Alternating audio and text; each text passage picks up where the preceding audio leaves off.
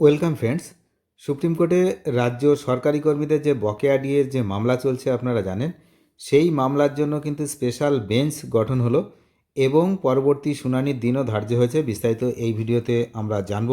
আপনারা জানেন যে দীর্ঘ থেকে দীর্ঘতর হচ্ছে প্রতীক্ষা, বিশেষ করে গ্র্যান্ট ইন এইড যে সমস্ত সরকারি কর্মচারী রয়েছেন, তো তাদের জন্য কিন্তু বিষয়টা আরও জটিল হচ্ছে যত দিন যাচ্ছে।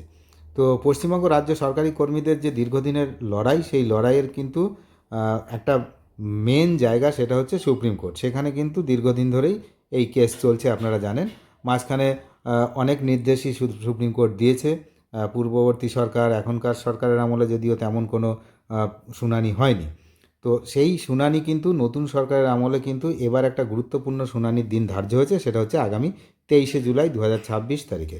তো সুপ্রিম কোর্টে কিন্তু এই যে মামলা, সেই মামলার যে মহার্ঘ ভাতা যে ডিএ মামলা, সেটা কিন্তু উঠতে চলেছে। আর এই প্রথম সুপ্রিম কোর্টে এই হাই প্রোফাইল মামলার শুনানি হতে চলেছে, যা কিন্তু নতুন রাজ্য সরকারের আমলে, যেটা আমি বললাম। জানিয়ে কিন্তু লক্ষ লক্ষ যে চাকুরিজীবী এবং অবসরপ্রাপ্ত কর্মীদের মধ্যে এই মুহূর্তে একটা আশা তৈরি হয়েছে, যদিও তারা কিন্তু একটা এই বিষয়টা অনেকটাই ভুক্তভোগী, কারণ এই মামলা তো আর আজকের নয়, বহুদিন থেকেই চলছে। তো সর্বশেষ যে আপডেট আমরা পাচ্ছি তাতে আগামী 23শে জুলাই দুপুর 2টোয় সুপ্রিম কোর্টের যে 7 নম্বর কোর্ট, এইখানে কিন্তু স্পেশাল বেঞ্চ, সেখানে এই মিসেলেনিয়াস শুনানি অনুষ্ঠিত হবে।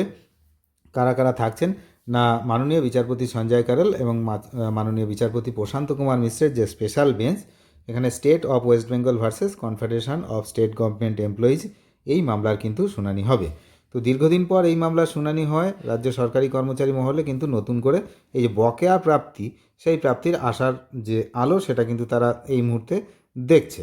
কিন্তু অন্যদিকে যেটা রয়েছে, যে গ্র্যান্ট ইন এইড কর্মীদের বঞ্চনা এবং 100% বকেয়া আদায়ের কিন্তু দাবি এই দিন তোলা হবে, এটা আমরা জানতে পারছি। এই আইনি লড়াইয়ের অন্যতম একটি গুরুত্বপূর্ণ দিকই হলো এই গ্র্যান্ট ইন এইড কর্মীদের বকেয়া ডিএ নিয়ে অনিশ্চয়তা।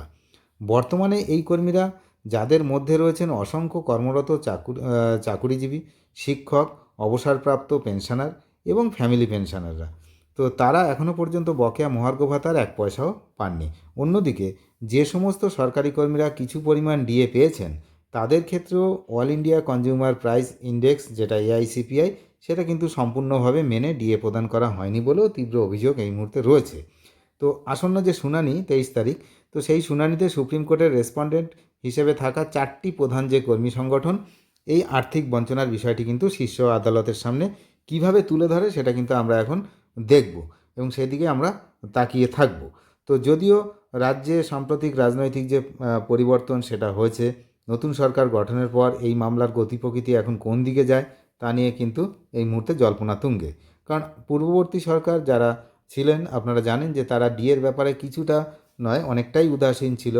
এখন নতুন সরকার, তো তাদের আমলে প্রথম হচ্ছে এই শুনানি। যদিও ডিএর ব্যাপারে এই মুহূর্তে এই সরকারের ও কিন্তু নামে অভিযোগ উঠছে একাধিক জায়গা থেকে, বিশেষ করে গ্র্যান্ট ইন এইড কর্মচারীরা যারা অবসরপ্রাপ্ত, তো তাদের তো টাকা পায়নি। তো সেই জন্য কিন্তু বিভিন্ন জায়গা থেকে বিভিন্ন কথা উঠছে।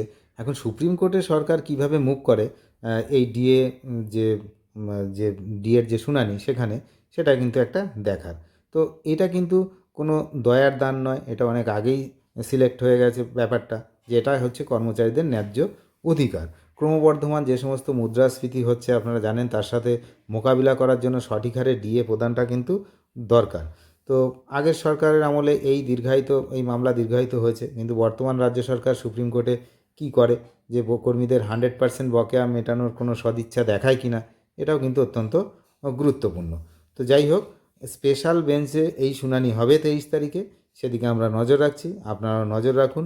নিয়মিত আপডেট পেতে চ্যানেলে যারা নতুন, তারা অবশ্যই সাবস্ক্রাইব করে সঙ্গে থাকবেন। ধন্যবাদ।